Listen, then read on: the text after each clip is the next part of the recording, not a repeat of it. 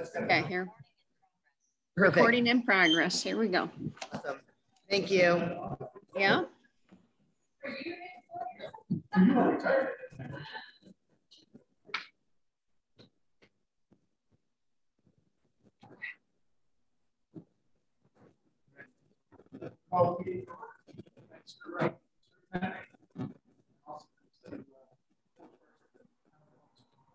I can't hear anything. No sound.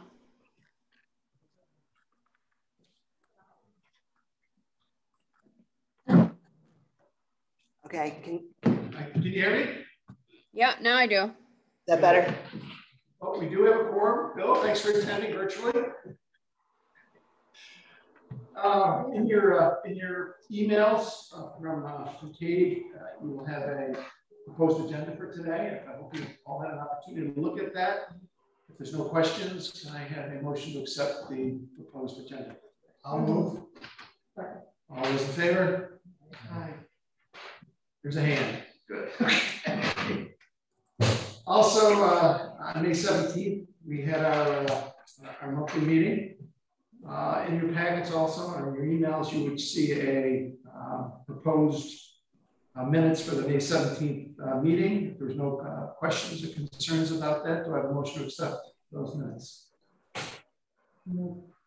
Second? I'll second. All those in favor? I don't see your hand, Bill.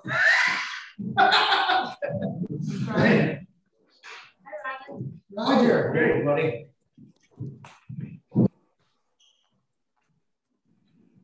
Right here, huh? Hey, where's your wife?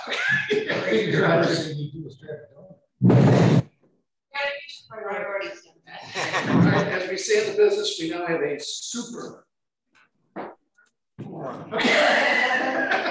Nervous. So very good. Little bittersweet, but we really want to wish our absolute best to Jeannie Waterbury.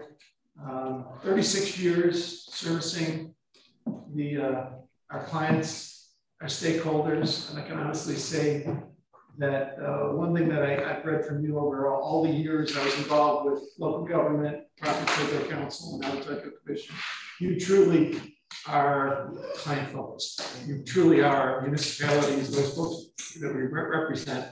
You're all about that, and I couldn't say anything more positive about that. We thank you for your service for 36 years. The other thing is that we just hope you have a long and healthy retirement. You got to get your husband straightened out, so you don't have to be a nurse. So we'll be thinking, thank you so much. And I guess Thursday night we'll be doing a celebration in the second Sergeant Harrison too, for those who can attend. I would just like to add a little bit to that. I want to go around the room. Spent a lot of years working with us in the town, putting up with a lot of stuff, helping us through a lot of interesting hurdles. And we couldn't have done it without you, G. Thank you so much. We love you, kiddo. Thank you.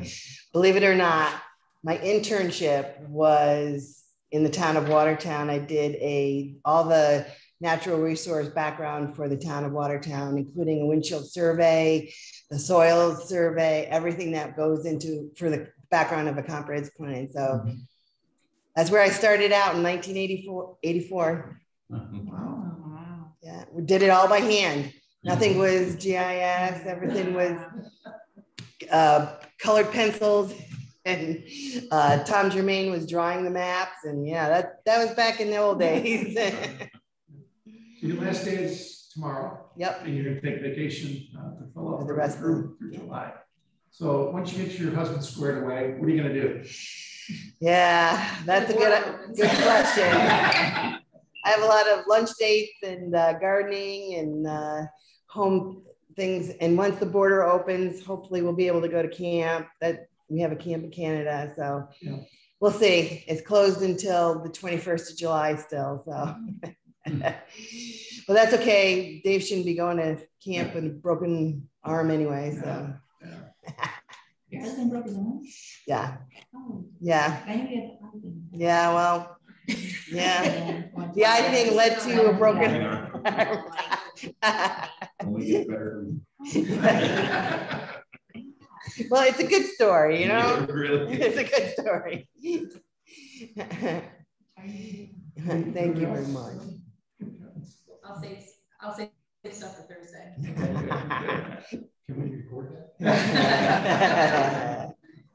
Well, thank you so much. We hope you have a long and healthy retirement. Sounds good. Thank Appreciate you. your service here. With that, we have a few other staffing changes going on. I think I'd like to introduce everybody to John. Help. And Bill is not. It's help. Yeah. No, sounds like help. There's no extra H on the end. I've been called a lot of things. Help is probably the most mild. I do want to say is that you've got one of the greatest attributes in the world. It's called patience. Because I think you should actually started, what was it, June of last year. Yeah, everything's been a normal year. Well, even if a normal year, price. I really don't think COVID had, I mean, because there was a hard hiring freeze. Yeah, oh yeah. So it was not us being treated differently. It was No. all the agencies were the same bind. So we really do appreciate your patience. And this is John. John is officially on payroll today.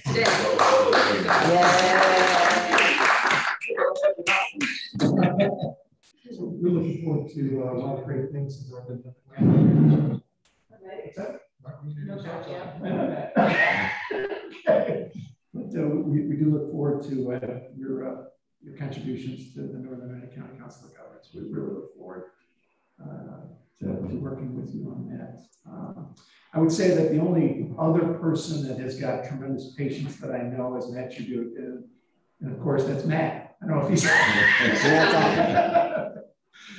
And again, we appreciate your patience. Again, I think you. Was it a year ago that we started the process? He should have been approved at the end of March. We had submitted all of his paperwork, and then Matt had more paperwork, and we had gotten it all in just as COVID was starting to become a thing, and it just got frozen. Yeah. So thank you for your patience, and then also we want to just go around. I want to introduce everybody. John, like you said, go ahead. Hi, I'm Tom Boxberger, Commissioner from the town of Watertown. Good to meet you. Nice to meet you, Tim. I'm Leona Chernowski. I'm from town of Lorraine in Jefferson County. Okay, yeah. But I spend a lot of time in Osceola. Just up the road from you. Roger Jacob, town of Curran. And I've been a commissioner for a few. I've been a commissioner as long as she has been. 84. Oh my God. Yeah. Oh, God. Yeah. Jerry Ritter, past Cub Scout leader. I've known Jerry my whole life. And I've known Lisa and Jeff in different avenues. So Lisa worked with my daughter at one time at the information center. The little information booth. That is so funny that I think of that too. Yeah, and I knew Joe and his wife years ago. While we're making introductions, let's go around the room. We used to do this as a normal thing, but COVID kind of changed that. Just go around the room, make an introduction. I'm Joe Rollins, I live in Savannah, and I took over for Harlan. Yeah. And I'm the codes officer in Remsen and in Halifax. And the former supervisor of the town of Savannah. Oh yeah. He tries to forget. I'm trying to forget that. So did you follow? You had to follow Danny Carpenter. No, Harry Lehman succeeded Danny, and then 3 days after I retired from the hospital shepherd. Yeah. After 36 years. Wow. They called me and said, Harry died, can you serve out the rest of his term? And 5 years Harry was very tall, right? Yeah. Okay. Yes. So 5 years later, I said I had enough. Let some younger person take over. Yeah. Savannah isn't big, but it's rough because the two preceding supervisors died in office.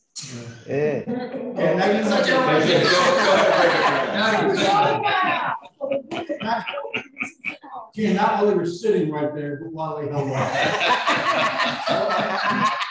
Very well. It's my wife's uncle. Is that right? I remember 40 years ago when I was dating Natalie, I can remember I met him and he grabbed me by the cuff and he said, if you ever screw with her at all, he says, you're a dead man. Yeah. I kind of looked at him and the other thing his wife said, you better listen to him, he's an ex-Marine. I'll tell you what, since then we got along and unfortunately did pass away well too young. But And so did we. And Louise died very young too, yeah, that's unfortunate. And I'm very thankful to be here. Okay.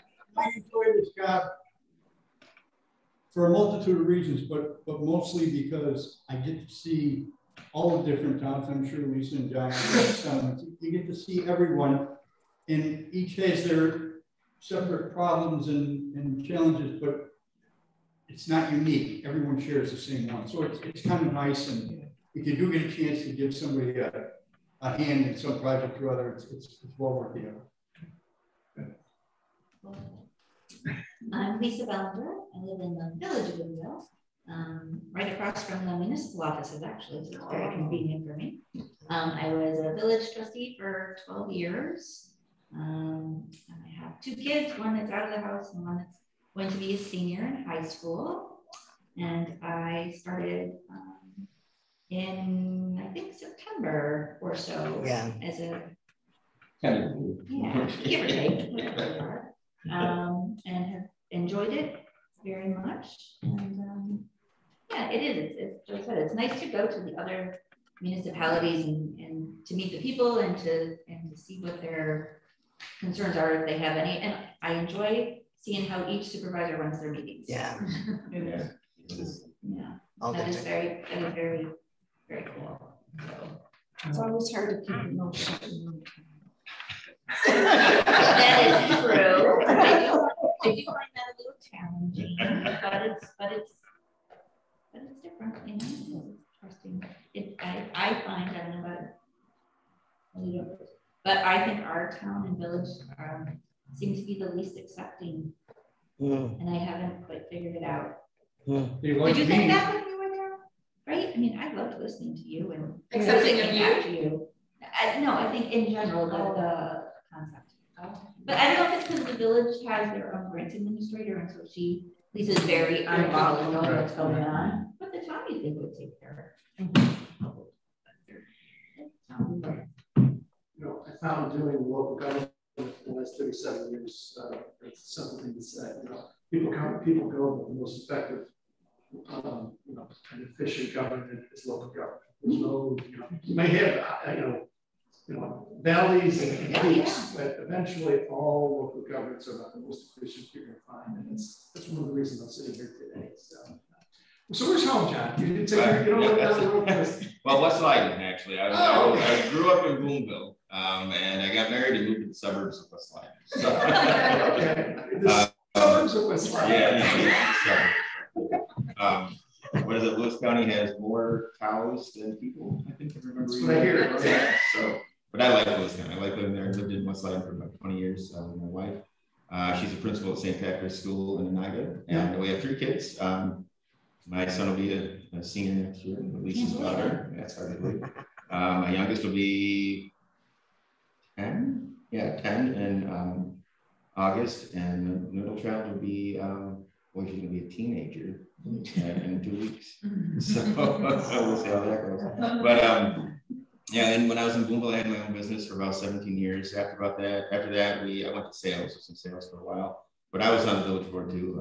Never served with Lisa. I was on for about 8 years. Yeah, and I was, I think, one of the youngest trustees ever elected. I was only about 21, I think.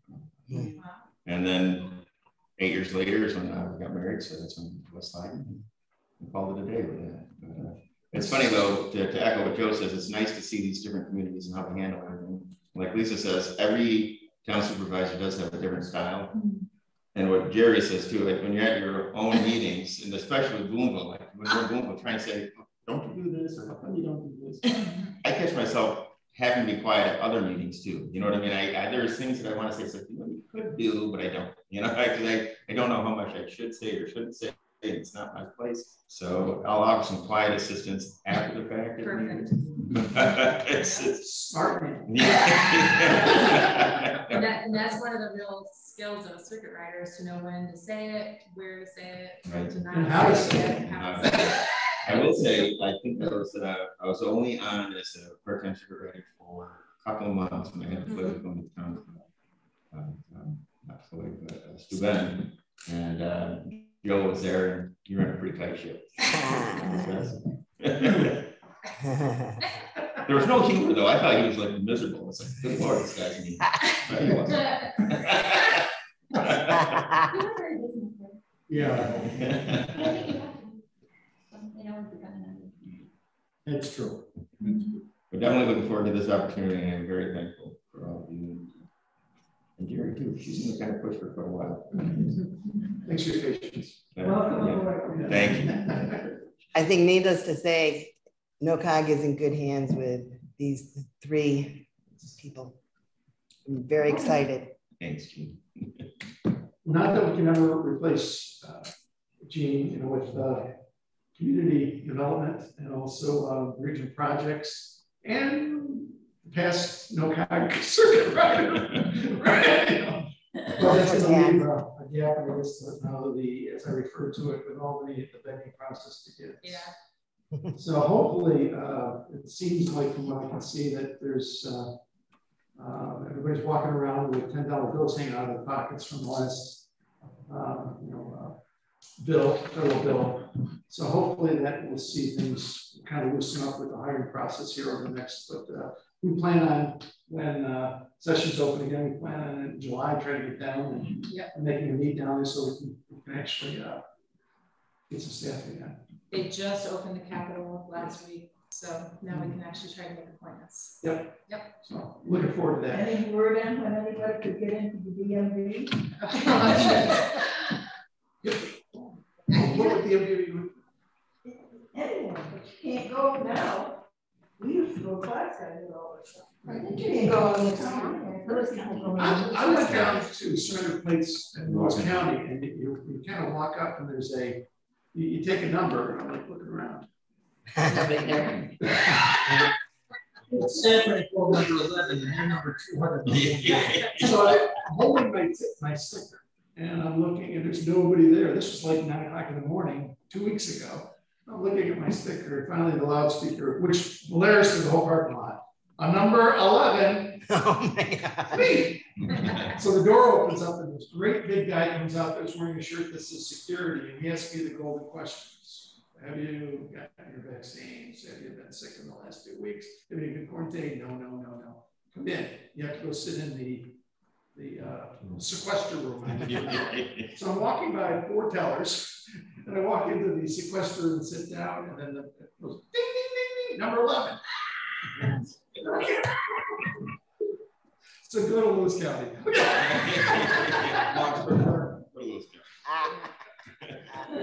heard a lot of people complaining about DMVs, especially in Oswego County, not having regular hours or It's closed. Yeah, they closed it. Yeah, I'm not sure why it's taking so long for someone to get.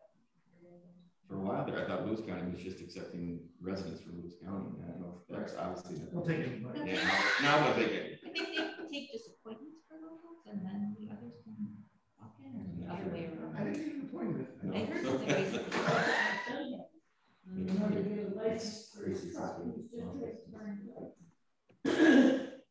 He had to get an appointment, and it was a month and a half out. Oh my gosh.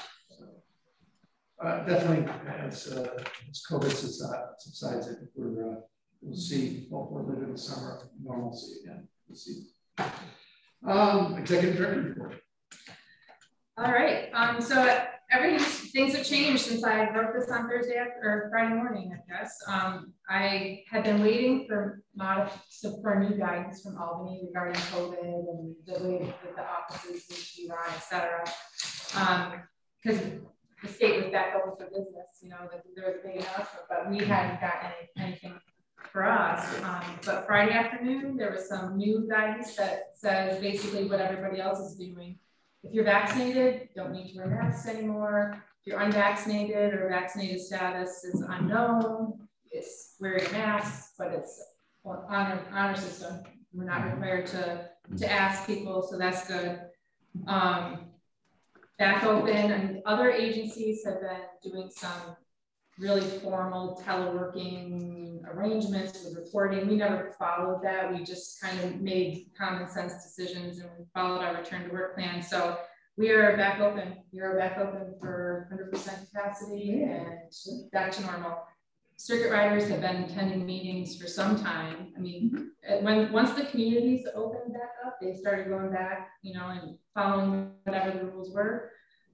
So that's good. That's a really positive sign, in my opinion, is a return to normalcy. Before we went any further, I'm still having somewhat COVID brain, but we have another commissioner.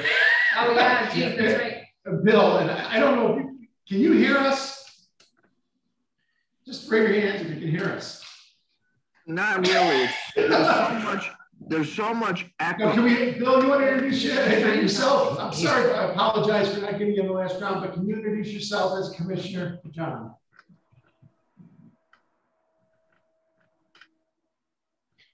Can you say it to him? I think the acoustics in here are. I don't know if Bill. Go ahead, Bill. Can you?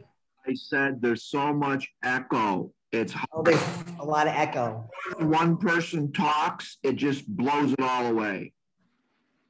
You want to just tell them that, introduce yourself, John? Bill, can you introduce yourself to John and Lisa and Joe as the commissioner? Yeah, Bill Scriber, I'm a commissioner. he's from Paris.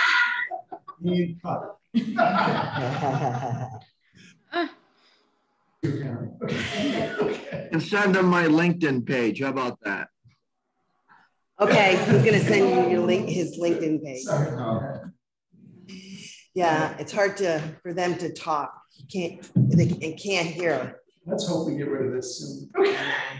And it's, you know, this, like, there's just a big echo in this room. I don't think there's anything we can do about it. So anyway, we've been talking about pulling back on our Zoom support of municipal meetings because most communities are back to normal. There's been a few communities that have been wanting to continue to do Zoom. And we're fine with doing Zoom if it's for their actual board meeting, but there's been a lot of extra asks for this training or that training, and it gets to be a little bit much for staff when everything else is picking back up. Our normal workload is picking back up. So we have put it in Untitled Times. Circuit riders are sharing it at meetings. And in your packet, there's a little write-up that we have about what we're gonna do and what we're not gonna do moving past July 1st for staff, and things for communities to consider if they want to continue having a remote option for their meetings. These are what they need to put in place. You know, having a video display, hopefully having better acoustics. There's nothing, a lot of, like, Village of Sylvan Beach has terrible acoustics. I'm not sure. They've gotten better. They've gotten better. That kind of thing. So that's the goal. July 1st, we're only doing limited support for Zoom meetings moving forward. The executive orders do continue to be extended to allow the remote participation. Like every 2 weeks, they're getting extended. We hear that there is some pending legislation to make that permanent, to change the law, but nothing has went through yet. So that's where that stands. We finally received our approval from DOB, as Jan mentioned. We're going to have to go to Albany and do some meetings to try to promote the fill of the director position that's vacant now with Jan's retirement. I have sent a few emails, but I really haven't gotten much of a response. But honestly, I think in Albany, the focus has been on still COVID and getting things back to normal. There hasn't been a lot of attention on other things, but there was an article in today's paper, I think the Times Union, that there's not a lack of money right now. There's the coffers are full, so that is not a reason to not allow us to hire. So we'll see how that goes. Community recognition program. So nominations were due by June 1st. We ended up with there were 2 categories, if you remember. One was for municipalities, and the second category was for community groups. We had 1 municipal submission and 4 community organizations submissions. And the review committee, which is the chair of each of the councils of government, Jan and myself, is meeting on July 20th at Leona's Library in Osceola. 11 a.m. to review the applications and to make decisions, etc. So, and maybe we get something. Yeah, we're gonna try to either eat at the Outpost or at the hotel, or the other. And that should be good. The winners of that program will be announced at the October 14th annual meeting. They're starting preparations for the annual meeting. Tomorrow, Felicia, Gwen, Elena, and I are meeting to start thinking about the evening. I'm looking for ideas especially for some entertainment. I know we have had the fiddlers many times. Joe's in a band, and I tried to pursue getting Joe's band maybe to do some music, but they're already booked, unfortunately, on October 14th. Yeah. So that fell through. So maybe we'll ask the fiddlers again. The thing with you is you guys sing songs. Fiddlers are typically just music, but maybe there's some singing too. I don't know. Jan said he would sing. Jan will sing. Yeah. Maybe Jackie's got a lovely voice. So we'll sing a vocalist. So maybe we could talk about that. I think it would be nice to have that during like social hour, adds a little festivity to the evening. And Tailwater certainly has a lot of space. October 14th. October 14th. It's a Thursday. Hunting season for what? We're gonna, again, another thing that got lifted was the prohibition of doing any printing for state agencies. That was one of the cost savings measures, because you can have it printed. So we've been sitting on our regional map for about a year. We're going to go ahead and get that printed out because we're able to, and we'll have that in time for the October 14th meeting. Just a nice little handout. It's a new map. The old map was outdated. It still showed several dissolved villages. It showed areas that had state land, but we didn't show state land on the previous map. So that's another thing we're planning. In August, so we meet today. We don't meet in July as a board. And then we always have our August commissioner staff retreat. I don't have anything planned for that, so I'm really open to suggestions. I haven't really had time to think about it. Last year we were in Boonville at the park, which was nice. We were trying to social distance and all that. Prior to that, we've been in Montague at Jan's place. We've been to the Constable Camp in Osceola. We've been to Constable Hall. We've been to Martinsburg. So any ideas people have for a tour, a program, please pass them along to me. When's the last time it was? It's been a while since we've been to Whetstone.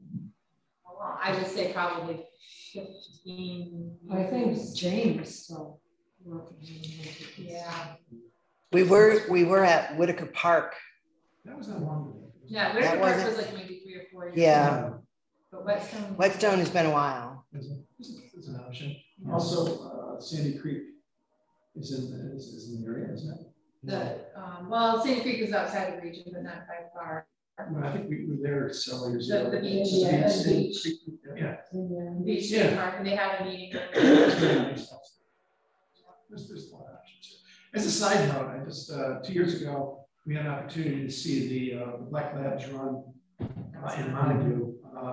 So the first regional dog trials they had Memorial Weekend.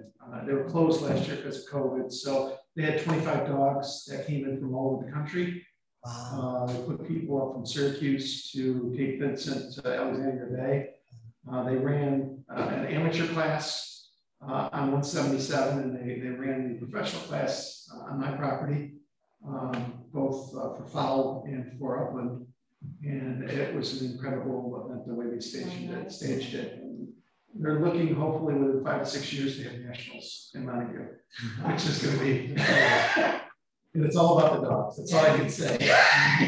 I know, I've been to watched golf events, but it was kind of funny. We had like a peanut gallery, and as the dog was coming up on deck, the owner and the dog would walk by, and everyone would be, and there would be a sign quiet. I was like, don't distract the dogs. So So that was great. Sorry, I digress, but I just wanted to say that's something important. Make sure they get their event permit. It's going to be over a certain number of people. Well, here's the interesting thing about it is that they went 2 days before to Lewis County, to the state DOT, and they said, hey, we're having an event on 177, but can we rent a sign that says event ahead? Because it's kind of a short driveway and they're worried about traffic on a lot of truck traffic on 177. So they came up that afternoon and set up region 7 or 6. I forget. They came up, put up a sign both ways saying event ahead. So people were like, what's the event? So they weren't really looking to sell beer and hot dogs. This is more a No, but if you get credit with nationals, you might get enough people coming. So this was practiced by ESPN. Okay. So it was a good start. So sorry about that. No, that's fine. All right. Well, thank you for the ideas. If anyone else has anything else that comes to them after, just shoot me an email. And we'll get that. We do have a date for that, though. I think it's the, I don't remember off the top of my head. Is it the 19th or the 20th? Let me look. I should write it down. That's going to be Monday. It's the Monday. Shannon River Falls had some kind of building. I know. It is really nice there. Let's see, what day is that? August 16th. So a few regional project updates. Minimum maintenance roads. The bill we're not successful in getting the revised bill put in place of the existing bill. We had some good discussions, but just couldn't get any action. And I think, we need to discuss as a board how much more effort we want to put into this. It's been going on for decades, and it's frustrating from a personal perspective, and it's just a lot of staff time. And how much do you want me and others to be putting into that versus doing other work?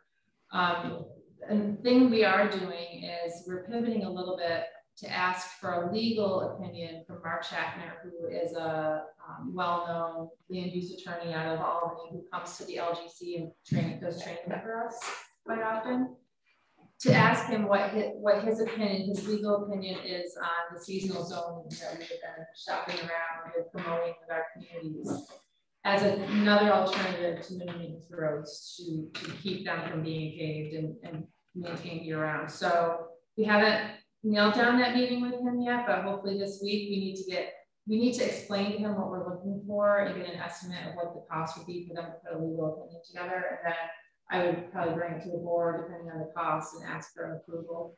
But I think it's worth it because this is really important. And if the seasonal zoning is our fallback because we can't get minimum maintenance road legislation in at the state level, if we want to make sure we're on solid ground. So, and I think I copied, Jean did a really nice letter to Mark, and I think you have a copy of that in here. So kind of lays it out, why we're asking that from him. So we'll see how that goes. Broadband, county studies continue to wrap up. Lewis has been done. I think Jefferson's got to be done, but I don't have my hands on it yet. Oswego and Oneida counties, their surveys are open to the beginning of August. And we have been trying to beat the bushes to get more responses. We've been doing some direct emails to people in those counties to try to boost the response rate.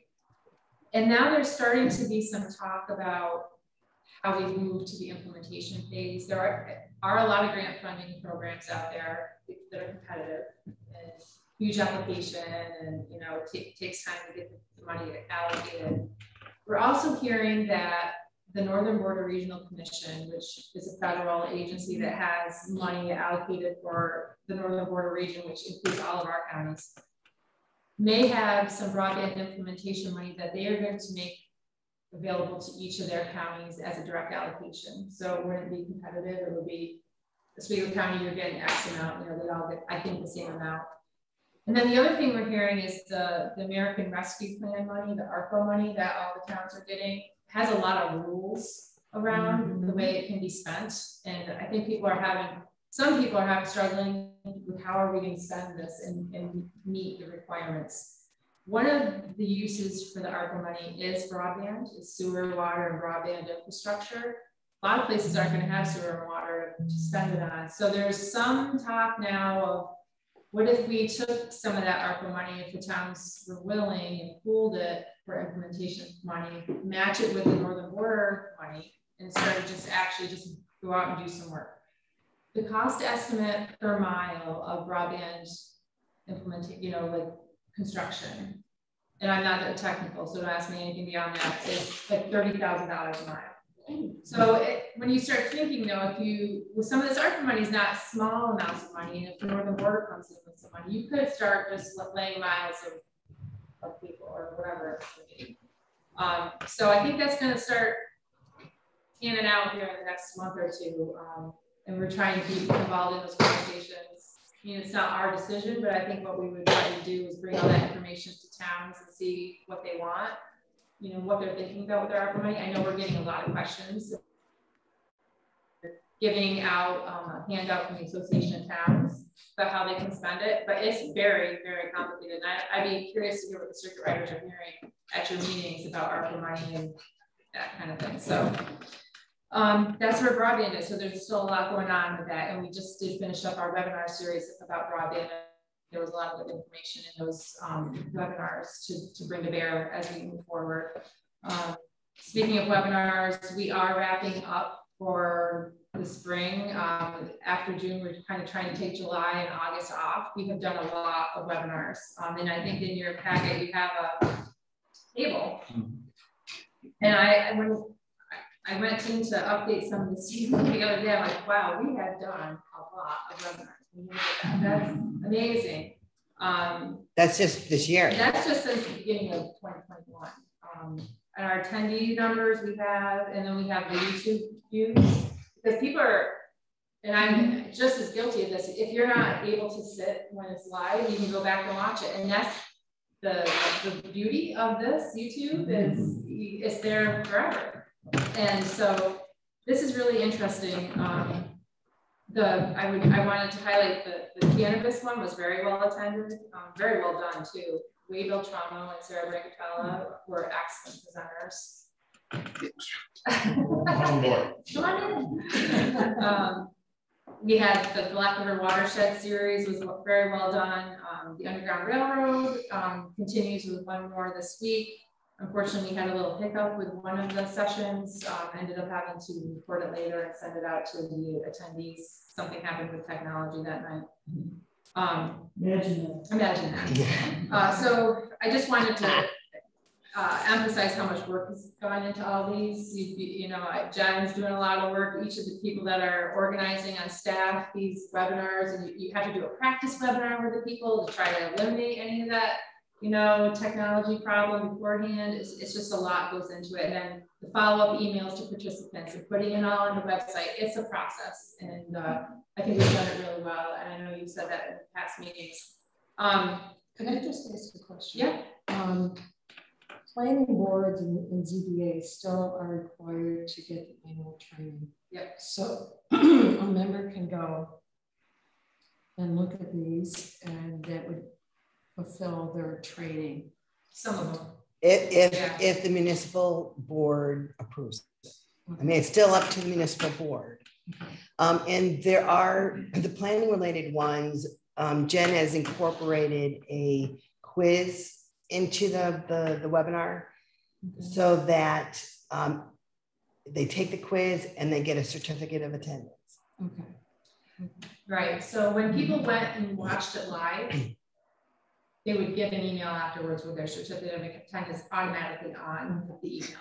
But if they go to watch the YouTube video afterwards to try to get their hours of credit, like we can't monitor that. Like we don't know who's watching it. So what we do is have a little quiz that they have to fill out to kind of show that they watched it. We're not the police on this. We're hoping it's a, hopefully people are being honest. And then they take a quiz and a certificate automatically gets generated if they get a 70 or above, I think is our, so they have to pass the quiz. And not all of these have that, only the planning related ones do, but there's several on there. So you can easily get your 4 hours of credits on our website. That was, somebody asked me on our board, on the planning board, how they you get the credits. Yeah. If they want to call the office too, we can explain it to them.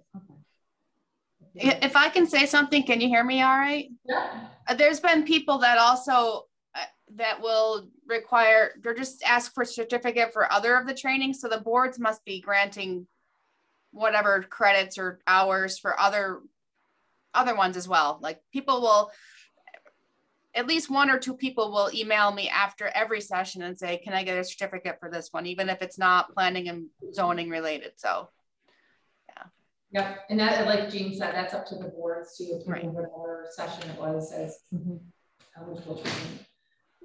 We do have a few, so in the fall, we've discussed kind of taking a break from like the planning and zoning related webinars. Lewis County puts on a live 4-hour class in the fall. Jefferson County may be doing some, and so to take some of the pressure off staff because everything else is really picking up. And because like we just talked about, there's ways for people to get those 4 hours of training in other places. Because we need to pivot towards LGC and what the heck are we going to do with LGC. So that's going to take a lot of staff time to figure that out. Is Jeannie coming back? She's got that 2-year window, otherwise I'd love to. That might be a big reason why she's not. So the fall, we won't do any of those planning and zoning, but we are going to continue with those history related ones that have been very popular. I'll give you a sneak peek. We have some already kind of in development, 2 more with the constables. So the Constable Chronicles was one of our first sessions that we did. They're going to come back with 2 more webinars, one about William Constable, who was the land purchaser. I don't know, but we're going to do one about him, and then one about Anna Constable, who was a suffragette, who was very involved in women being right to vote. So those will be 2 in the fall. And then Bob Sauer introduced us to a gentleman named Lee Portner. I don't know if any of you know Lee Portner. He lives down in Lee, but he and his father were loggers, and they logged for Lions Falls Public Paper on the blue paper lands way back when. So Bob and Jen and I went to Lee's house in Lee a couple months ago, and he showed us all this video and all these old photos and old slideshows he has of like really old stuff from the 20s and 30s, like some really cool stuff. So we've been working with him to convert him into the digital age. I mean, he's in his 80s, you know, so we're helping. We took the slides, we had them digitized. I went back down last week and sat with them, and we started to develop a PowerPoint, and we're going to do that with him in the fall. That's going to be really good. No, well, he does, but not one that'll sit next to him like you. I know, but that's going to be good. And we're thinking of a couple of others to make it a living off the land series. Talk about forestry, talk about agriculture, and then talk about, I was thinking maybe hunting and fishing, like having a session, but I don't know who might deliver that yet, but I'm open to ideas for sure. So Irving Ujo might be a place to go. Might be a great one for that. Yeah.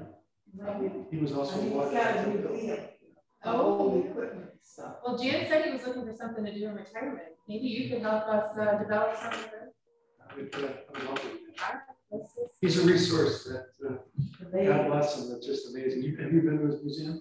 I haven't been there, but I've got to buy it, so I know. The stuff he has over there. Yeah, he's a little tractor over there, just incredible. Deceased one, right? No, his wife passed away. His wife did. Oh, his wife did. Yeah. He just wait, right?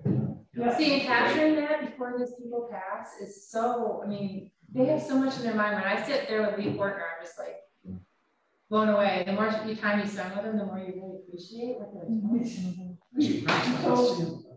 He told us it comes to the village every week. And he said last year, I'm still milking my cows. They won't take the milk. I have to dump it. She just there he is, well into his 80s. Yeah, and still milking those cows. Oh my gosh, how many cows does he have? I don't think he has an awful lot. 30. But still, that's a lot of work twice a day. it's amazing what he can do on a pogo stick. I mean, On a pogo stick? he invented this milking stand that he straps it to his back end. So he doesn't have to sit on that, he just walks around and sits down. He doesn't feel fashioned like doesn't he? His son posts a lot of, Right, yeah. and he posts a lot of stuff on Lewis County, focus on Lewis County, basically, that, you know, he's got some interesting stuff. That would be amazing. And he's a sage, isn't he? He's a sage. He is Yeah. No, that was not a good time. Irving Buchal, B-U-C-H-A-L, am I saying?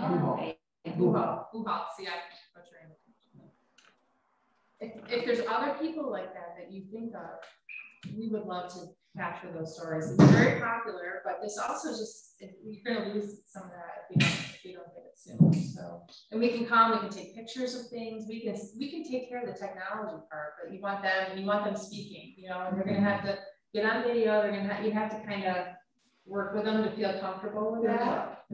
Once he gets comfortable. Of course, he followed during his induction. Who did he follow? His speech followed. What's like, Oh, the guy that talked. He only talked for like 4 hours. oh yeah, it's with Cosmos. Chet, when I got to 19, we got to like, was it 1950? I looked at Mike Beard and his eyes were rolling. He was like, oh, this. Mike was up there with him. Mike and John, they're both standing there. And Well, his he was wife, touching was like, oh, wait. Yeah, she would. And she actually, She wouldn't start fell, talking and to they you? had to take her to the hospital. Yeah, it was terrible. His back, his wife was collapsing. He was so She probably just doing it to get him to stop. Yeah. should have that on video. Anyway, I think he did stop in 1960. But we learned a lot.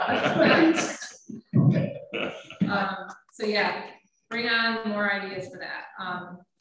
I mentioned LGC, so we're evaluating our options. Felicia did reach out to see what their policy is right now, where they're going, and they're still figuring things out, of course. And they've got the upcoming semester that they're trying to determine how things are going to go. They did say they're hoping to get us back. They did make a point in the email to say that they would reserve the right to cancel the event in case something happens, which makes us a little nervous because that could really leave us flapping in the breeze if they, you know what I mean? Maybe they give us the parking. Maybe, and they're going to be, being a SUNY institution, they're going to be subject to potentially different additional rules than a private facility would be, maybe, I don't know. So we are looking at some other alternatives. Nothing is big enough to do the LGC like we're used to doing it, when we have almost 700 people there. There's a new facility in Lions Falls called Three Willows. It's right behind Boondocks in the Edge. We're checking that out. We've talked to Tailwater. Three Willows looks like it could be potentially a little bit better than Tailwater, which surprised us because it's a little bit bigger. But anyway, you look at it, you're only talking about an LGC with maybe 300 or so, which would require scaling down our tracks, kind of streamlining things, the whole way that the exhibitors would be, it would be a big change. So we're just starting to think about this. None of us want to not have an LGC next year. I think we missed 2 years now. We want to have an LGC of some sort. So that's kind of where we are right now. And if anyone else can think of a big facility, we're more than happy to check it out. See, if Felicia can call them, see what their packages are, or anything. But and we concluded that the best time to do it is that March. In March. Well, that's the only time JCC was ever available because we needed vacation and 2 back-to-back days because you need a day for setup and then you need the day of the event. If we're looking at other venues, we could look at a different time of year. We could, we could think about doing two. We could do one that's more planning and zoning, and then you could do one that's something. I mean, there's all different ways you could do slice and dice it once you start thinking differently. But I'm just wondering if we moved it to June when we have more outdoor activities. I don't know, maybe. Just yes. We've we're dependent on the level too, and technology for presentations. Yeah, it's tough. Yeah. You know, we're in a perfect situation, but unfortunately, there's a swimming community we gotta wait. Yeah. For the results. When do we actually start spending money on the events like setting up the caterers and all that stuff? When does that start? We put a deposit down at JCC for the food service in September, October, and then we probably go to the printers for the registration mailing in December. And we start planning internally for the sessions in September. You know, speakers and all that kind of stuff. I think we need to make a decision here for a couple of months. Yeah, so we're on it. We're meeting regularly. You're right. We have to make a decision because we can't be making a decision in December. It'll be way too late. So you'll have more information. We may be asking your opinion on things either on the retreat or in September. And then the last thing I will talk about is the snowmobile economic impact study. You have the executive summary in your packet. And I have the full version here. I only printed one copy for now because there's a couple of logos that are incorrect that haven't been fixed yet. So I didn't want a bunch of copies of this, but this was something that, if you recall, we contributed $5,000 towards. This was a 4-county effort. Lewis County, Oswego County, Oneida, and Jefferson all had money on the table. Lewis County took the lead. They had the most money, and it was really kind of their idea to begin with, which we quickly supported. This was done with the Center for Community Studies out of Jefferson Community College doing the survey part, the data collection part, and then Camoin out of Albany area as the consultant that did the analysis part of, you know, crunching the data to figure out what the numbers are. So obviously snowmobiling is a big deal on Tug Hill, which is why we wanted to be part of that. And I don't want to talk about all the things that you can just read, but I mean, 35,000 unique snowmobile trail users each year, that's a lot. That's a lot. 52% of them are non-local. So that means we're bringing money in from the outside. 347,000 days spent in non-local users. I mean, that's a huge number. That's a lot of hours. A non-local snowmobile user spends almost $200 a day. And they're usually probably here for multiple days if they're coming from out of town. They're staying at a camp, they're staying at a hotel, they're, you know. I guess. And this infographic is really nice because it kind of just puts all the pertinent, I mean, you can read the report and it gives all the background and verbal explanation, but 866 total jobs, almost $29 million in employee earnings, $81.5 million in total sales. I mean, we're not talking chump change here. They did break it down by county a little bit to see net tax revenue. I thought that too. I think they have a lot more establishments there. So like Oneida County. Here, I'll give you guys my copy.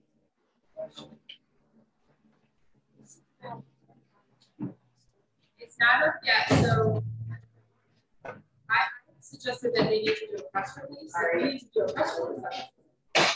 It's a lot of information, and they haven't gotten it together yet. And I'm trying not to scoop them by like totally throwing it out there. So I'm sharing it with you all. Here's 2 copies. I'll email it eventually.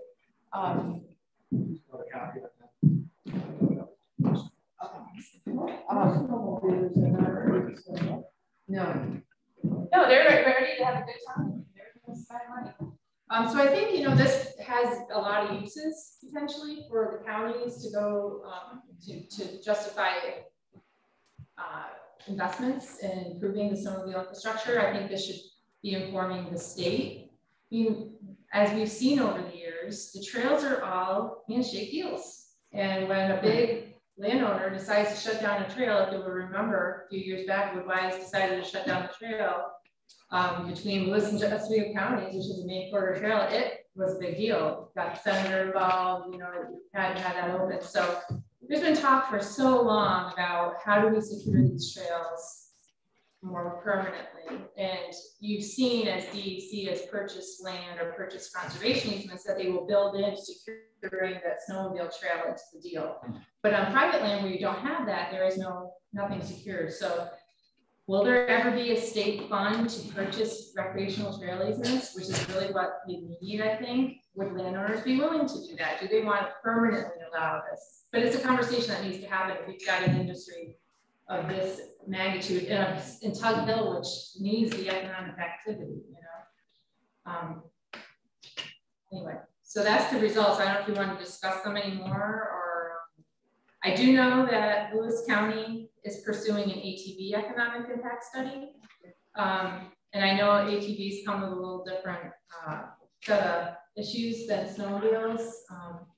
And Lewis County has a permit system, which is very different from the rest of Tug Hill, which does not have a permit system. So I was asked if we would like to support that financially, and I decided we probably should just let that run with that, since it's really a little different. It's not a regional thing. And so I think they're pursuing that. That'll be coming up this fall, perhaps. I think like they were trying to get the data collection done in August around some big ATV events that happen at that time of year.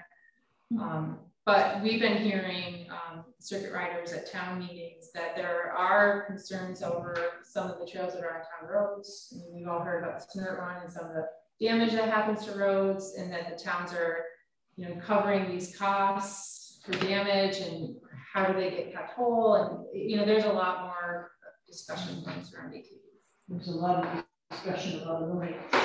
Yeah. It's just awful. We have the roads, the trail. It's terrible. Yeah. I have to shut my front door because the noise is so bad. Yeah. And snowmobiles, they're on a certain, and it's winter time. You have your doors closed, snow absorbs. It's just different. Yeah. So that's the end of my executive director's report. I'd be happy to take questions.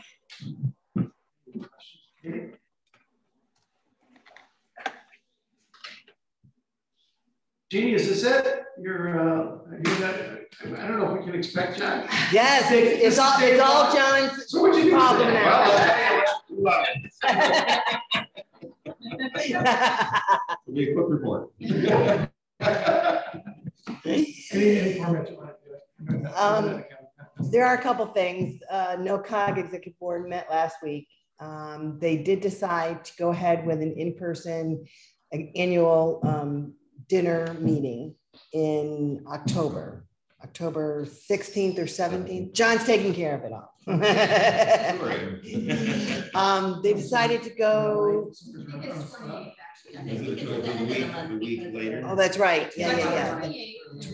At a new location. Gone Coastal. Gone Coastal, which is the old Jaworski's in the League Center.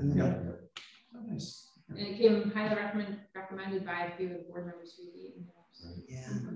I've never done that. So that will be, that was a big decision for them, I think. Katie and I are going to be meeting with John, hopefully after lunch, and transferring a whole carload of stuff to him. Computer, printer. We didn't bring the file cabinet. Yeah, we didn't have room. Yeah. But there's a lot of just, you know, getting him up to speed, getting John up to speed on things that, you know, I've been doing and that he will need to do. I can think of about 10 things that need to be done. So we'll keep him busy. I can't think of anything else. Katie, John, you have anything? The annual meeting was a big one. Yeah. One thing we've got to try to tackle is a salary survey. This is the year for the NYS salary survey, which needs to be rethought a little bit. So I think that's one of the first things we'll have to chat about, and maybe bring in Paul Baxter as he he just gave me a thumbs up because he does a similar. It looked like his thumb from here. I'm just gonna say it was his thumb. He does one for Oswego County, and he does his differently than has been done in prior years in NOCOG, and maybe there's a way to streamline things. So that'll be a big thing to start off with. And there's website things that need to be done. But it'll all, you know, it's nothing that you've got to get them acclimated and figure out how you guys are probably going to continue to divvy up the meetings. I don't know how you're doing it right now, which is kind of nice. Yeah, we'll probably need some time. Yeah. Didn't I kind of contribute this past year? They didn't. They did not. They did not.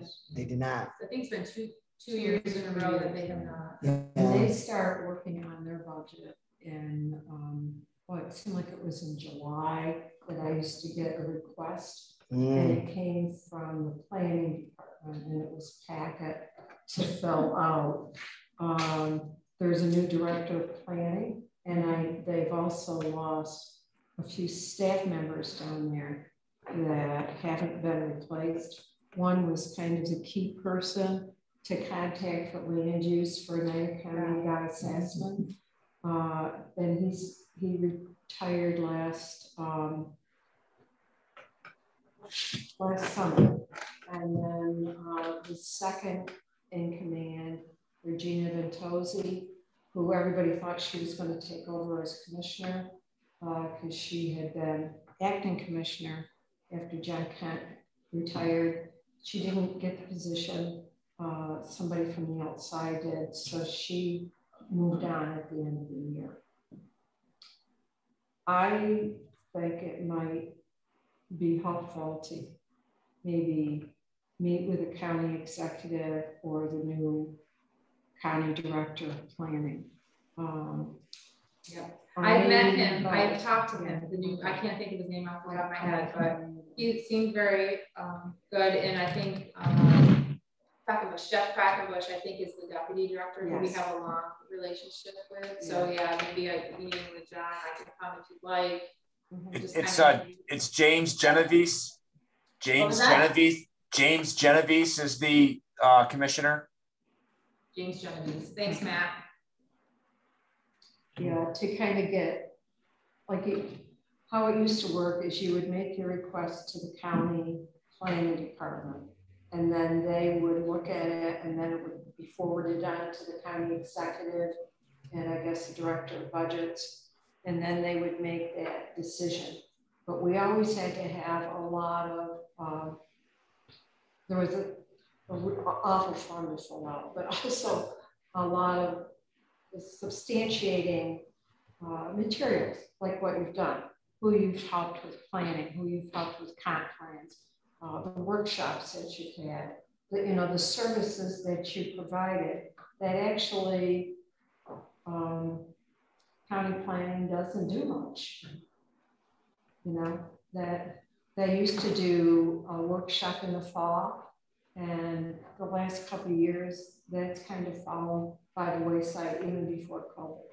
So, those are all things I think to help make the case to do a little bit of funding, because it had been there for years since NOCOG started, going way back to Joan Manzelman.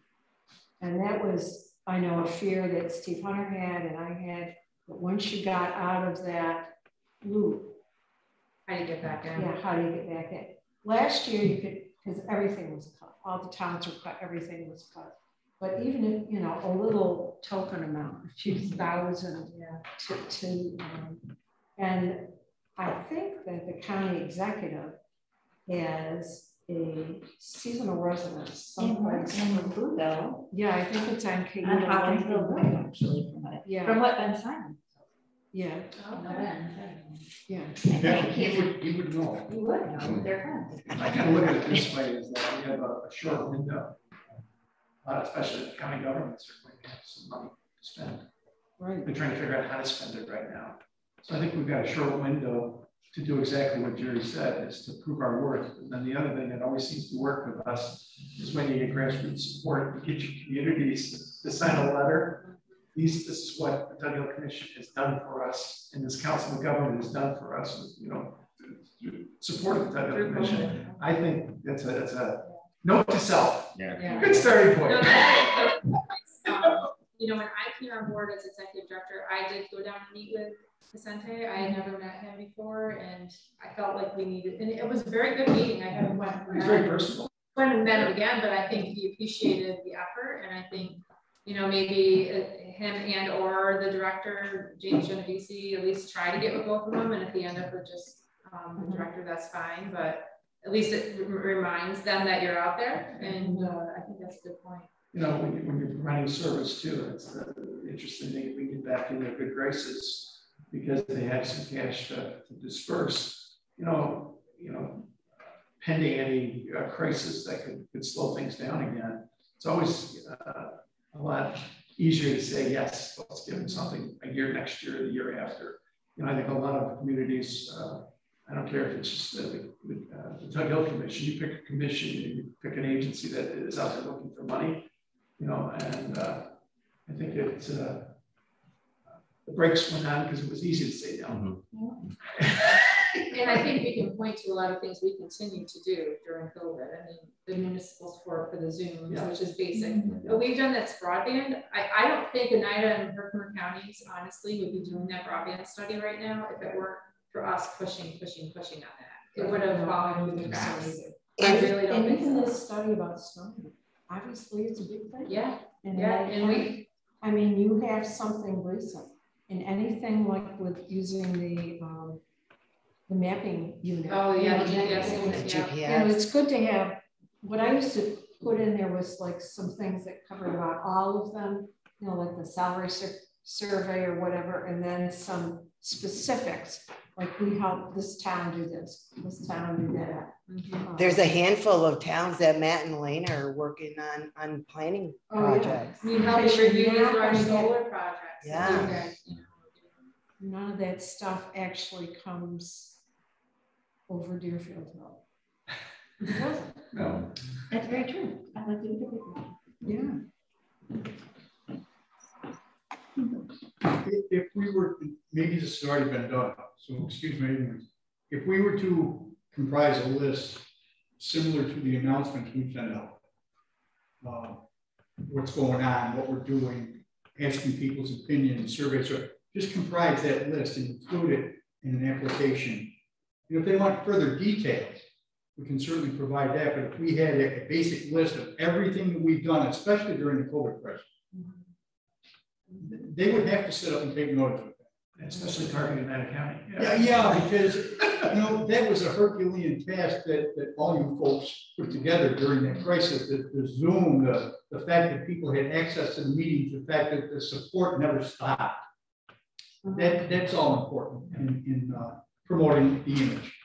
And it's perfect timing because you're going to want to be talking about all that at your annual meeting at the end of October too. You know, that's the place where you say everything that you accomplished. So if you're preparing that list for Vicente or the Oneida County, then you got it in your back pocket for the annual meeting, and maybe we could invite them to the annual meeting when you're down and meeting with them. And, you know, just I used to try to invite the legislators, like Norm Leach from Diana.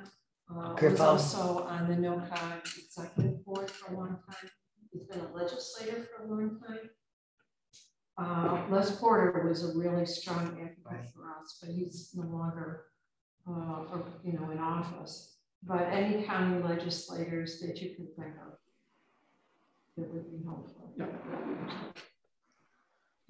Anything else?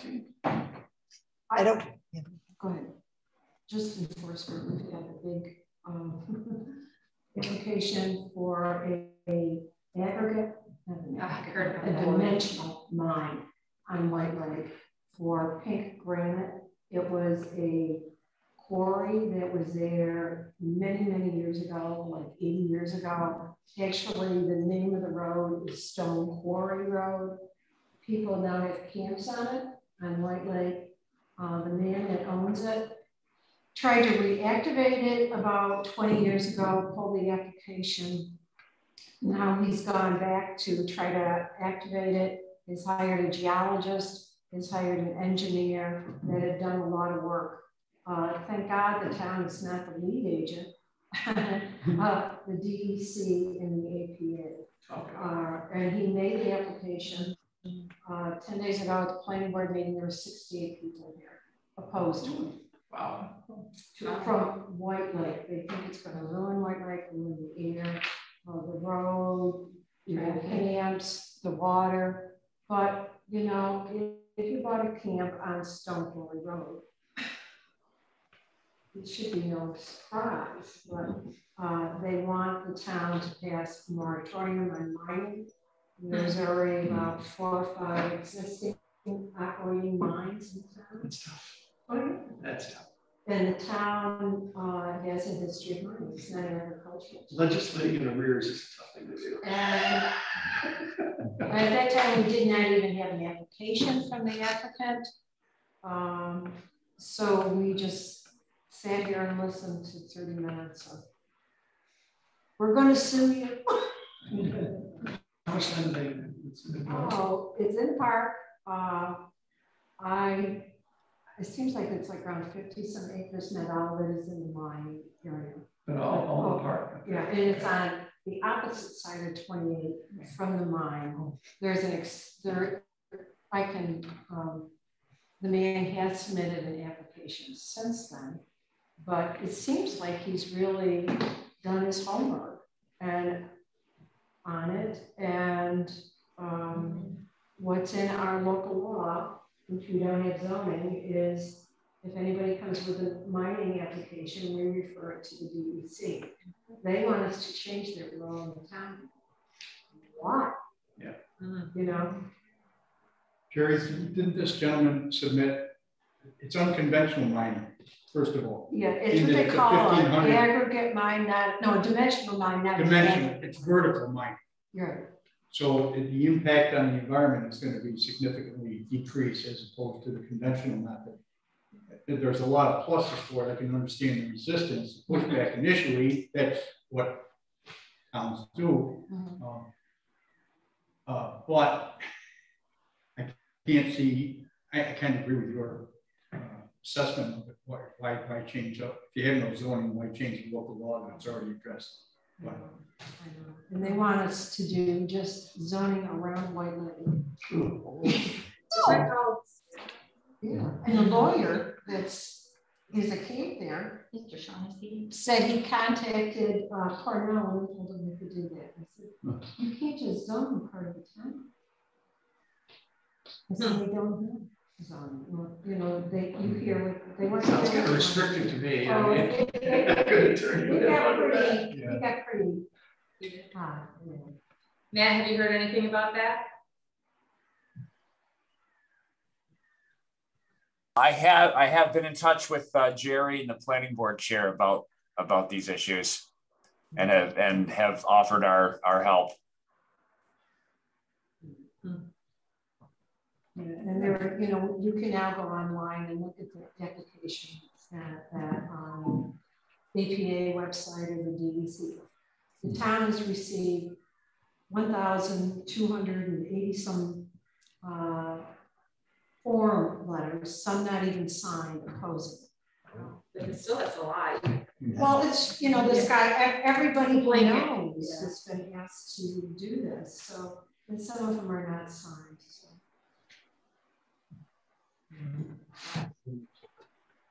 That and the solar project we have between Blue Hill and Forceport, it would be the largest solar project in the United States. Wow.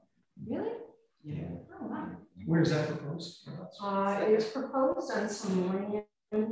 Some of it is actually Don Carbone's land, but it is, you know, and some of it is on Nirvana, and some of it's on. Yeah, well, most of it, 60% of it's in Forceport, and it's it used to be forested land, and it's called River Road. It's right near the Punkyville State Forest. Yeah, he has property. Oh yeah. all that is just slaughtered off the wood is gone. So, yeah. It's like a 200 megawatt project. Oh yeah, or even more than that. More than that. Yeah. Like that one down in Rome would be like more than 10%. Oh, wow. It would supply 10% of the solar power in New York State. Wow. And that's a place where the sun doesn't shine very much. Is there transmission lines out there? They looked into the transmission lines on that 12.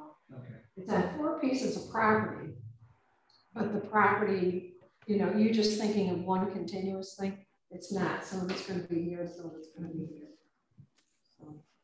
How are you guys? And you were modifying your we law. had to make a solar law. Right. And you're done with that. You got that. I think they voted on it. They passed it on Wednesday. Yeah. Okay. Yeah, it went back and forth. That's good. Because what we're seeing is that we're going to go into 94C into the new process. or? When we started, there was one group of state regulations. Yeah. And now they changed. Okay. Yeah. So it's like all our work is kind of work. Well, no, that law will apply whichever way they review it. And I know that what we're seeing out of 94C, we've been following some of the projects that are already in that process. And for the most part, the state is having them comply with the local laws that are on the books in those municipalities. So it's good that you've done it. I don't know if Boonville is the same or not. They were pretty close. There was a few issues that were different because Boonville is zoning, but you know, the big thing is the decommissioning, the roads, the screening, all that kind of stuff. I know the solar project that's proposed in the town of Watertown and town of Hounsfield, the developer contacted us a short time ago and said that they were not going to request any exceptions from the state requirement or from our local requirements when it's sent to state review, to the point where they were actually going to incorporate all of our requirements in the town of Hounsfield, which has basically nothing. And the town of Watertown, thanks to Matt and Elena, I think is a pretty restricted covenant that requires a lot in terms of screening, density, setbacks. Watertown's a pretty suburban town. So I was kind of surprised when they said that they were not going to ask for any exceptions from the state. See, where this is, there isn't really residences, right? And a peace enforcement. Do you have trouble with the county though? Did the county, the IDA or something kind of step in and try to do something? Yeah, and I can't really remember what it is, but it's right before COVID. Yeah. IDA, I think it was something the county was going to try to get more money. Right. Yeah. And yeah, because you know the town gets some, the school district gets some, and the county gets some.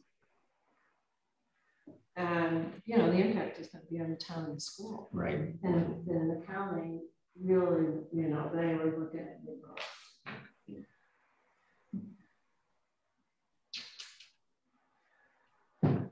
What's up on that path? Should we jump right into the financial report?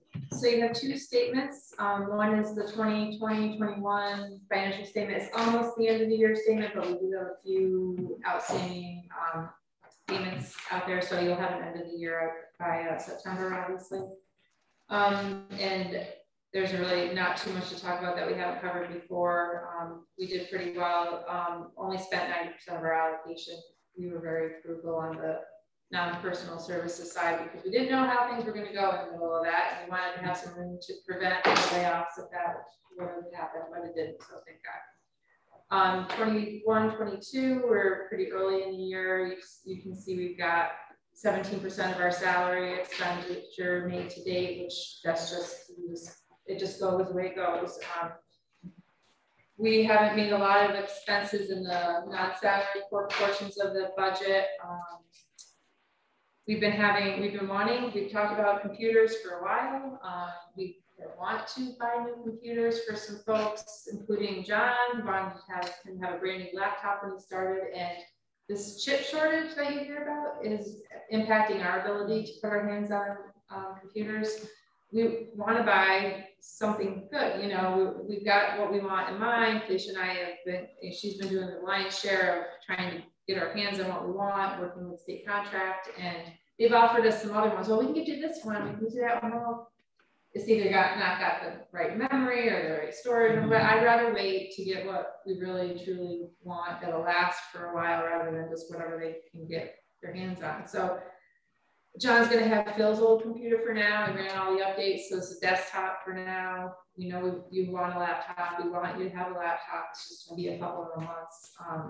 So that's been a little bit frustrating, but I know talking to other people, even in the private sector, there's this real, the chip shortage is real, and you can't get what you need. So It's really affecting the car companies too. Yep. Somebody in America wants to start making chips. Well, I think they're trying to down in Utica, right? Fortunately, there's an industry that it's a critical need, but it doesn't really cost much to make it.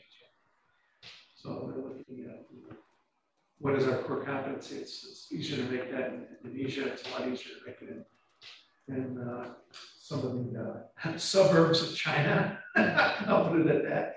It's easy to make it in Japan, but we're in a crisis right now. I'll be in Detroit the rest of this week, and what I'm being told right now is that any parking, there's a problem with parking in Greater Detroit because the reason why Ford is in business is the F-150. That's what they make, and that's why they're in business, to be honest with you, with all the other car product line that they have. And they're renting parking all over the city. And what they're doing is they're putting a GPS on a car that comes off the line, and they're towing it to a parking lot and parking it there until they get chips. Oh my God. And then they're paying that car when they have chips, they ping the car, figure out where it is, and then they go back to the manufacturing facility to do it. Wow. So that's where they're storing their cars. There's 30 to 40,000 F-150s that are parked all over Detroit right now. I'm going to see it. I'll see it tomorrow. So, yeah.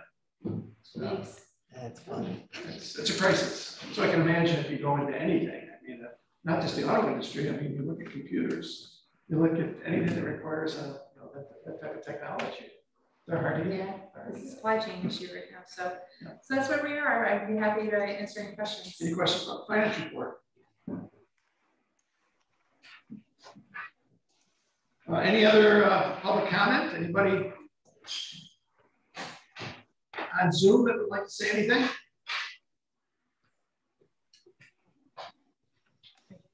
Silence means consent. We got a couple of important dates coming up.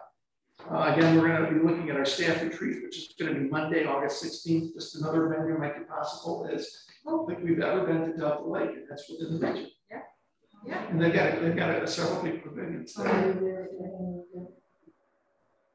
At the inn, we have it. I think you're talking. I'm talking about State Park. It's a beautiful state park. I've been there for 35 years.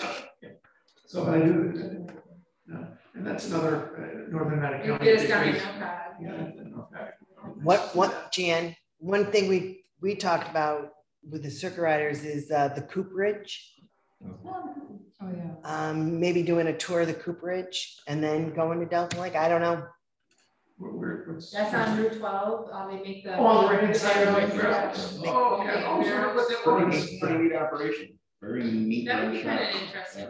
It would be a quick tour. Yeah. You just gotta go through. Yeah. But it's a pretty neat shop. It really is. And the family that owns it, she's the director of an icon tourism. Oh yeah. Yeah, Kelly Blazowski. Her name is. Kelly Blazowski. Yeah. Yep. Yeah. And I've been working with her on the Tug Rec Guide and on the Snowmobile Economic Event. So they said we need to ask. To be honest with you, from there to Delta Lake over Penn Mountain, it's just up over the hill. So, you get what's pretty. It's like the barrels to make wine. Whiskey, right? Right. And there was no place on the East Coast that could do it. I'm trying. They live in Barneville, and she wanted to do it right in the village of Barneville, and she got a whole bunch of slack. She which is too bad because it's a unique business, and there was a big demand. Her husband visited places on the West Coast to learn how to do that. It's the right type of wood here to do it. Yeah. So they're also contemplating a major expansion. Oh yeah, like down in Utica. Well, they were gonna, but I think now they're coming back. They're gonna do it right in. They originally thought about Utica. Now they went the Remsen area. Oh, really? So we're codes issue we need to, not through that, not for them, but for other folks. Yeah. Oh, yeah, that would be perfect. I think it's encouraging. Make it more of a destination. You get a tourist event on the hill. There you go. Yeah, that could be a tour guide. Show you the library unless somebody borrowed the book already. They might have already colored it. Out. Got the Baron. Okay. Not another town is a Baron. There is this fun memorial. We've been there as staff. We have. That's worthwhile. Yeah, that's nice in there. This guy was the drill instructor for the Revolutionary Army. Anybody that's read his history, very colorful, and he made major contributions to this country's freedom. And he was very entrenched in the Mason organization, as a lot of founding fathers were, and that's a big part of. And I think they have a staff person up there in the summer. Yeah. He wasn't American, he was a freshman. He was a freshman. Yeah. Another date that's important is that our next business meeting, we're going to be, will be hosted by the River Area Council of Governments in Carthage. That will be September 20th on Monday. Yep. With that, do I have a motion to adjourn? I'll move. All those in favor? Sorry, we're 5 minutes late. The supervisor is clean weird to make it do the work. But we were talking about the building at the town office a couple of years ago. I think we're all set. Okay. Bye. Bye.